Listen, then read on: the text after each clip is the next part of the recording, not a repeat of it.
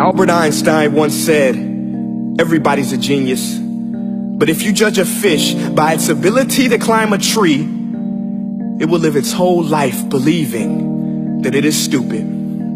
Ladies and gentlemen of the jury, today on trial we have modern day schooling. Glad you could come. Not only does he make fish climb trees, but also makes them climb down and do a 10-mile run. Tell me, school, are you proud of the things you've done? Turning millions of people into robots, do you find that fun? Do you realize how many kids relate to that fish swimming upstream in class, never finding their gifts, thinking they are stupid, believing they are useless? Well, the time has come, no more excuses. I call school to the stand and accuse him of killing creativity, individuality, and being intellectually abusive.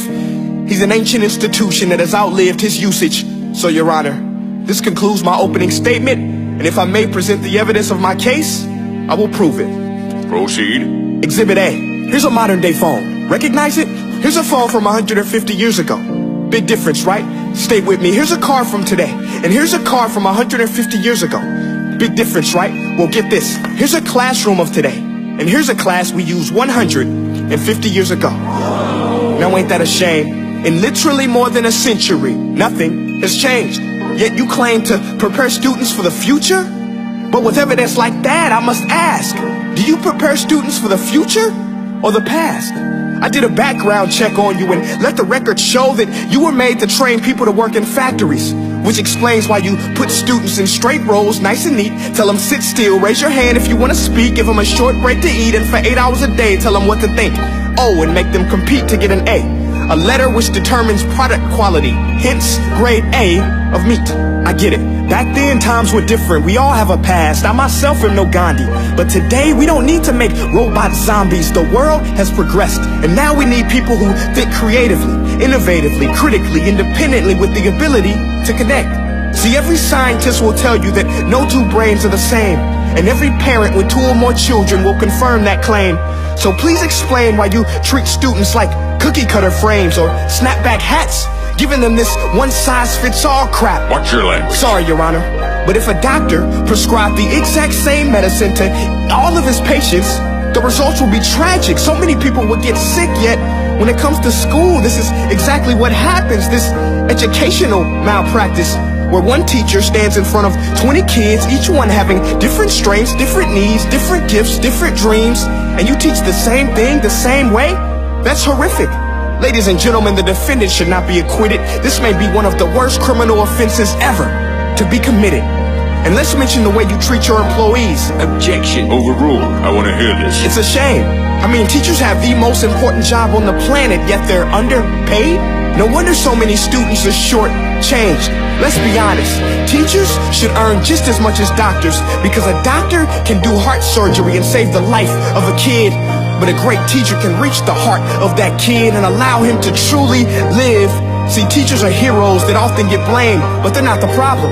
They work in a system without many options or rights. Curriculums are created by policymakers, most of which have never taught a day in their life.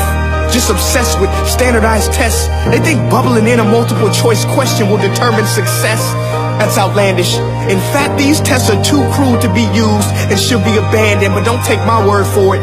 Take Frederick J. Kelly, the man who invented standardized testing, who said, and I quote, "These tests are too cruel to be used and should be abandoned." Ladies and gentlemen of the jury, if we continue down this road, the results will be lethal. I don't have much faith in school, but I do have faith in people. And if we can customize healthcare, cars, and Facebook pages, then it is our duty to do the same for education, to upgrade it, change it, do away with school spirit, because that's useless. Unless we're working to bring the spirit out of each and every student, that should be our task. No more Common Core. Instead, let's reach the core of every heart in every class. Sure, math is important, but no more than art or dance. Let's give every gift an equal chance. I know this sounds like a dream, but countries like Finland are doing impressive things. They have shorter school days. Teachers make a decent wage. Homework is non-existent, and they focus on collaboration instead of competition. But here's the kicker, boys and girls. Their educational system outperforms every other country in the world. Other places like Singapore are succeeding rapidly. Schools like Montessori, programs like Khan Academy, there is no single solution. But let's get moving, because while students may be 20% of our population, they are 100% of our future. So let's attend to their dreams, and there's no telling what we can achieve. This is a world in which I believe, a world where fish are no longer forced to climb trees. I'll rest my case.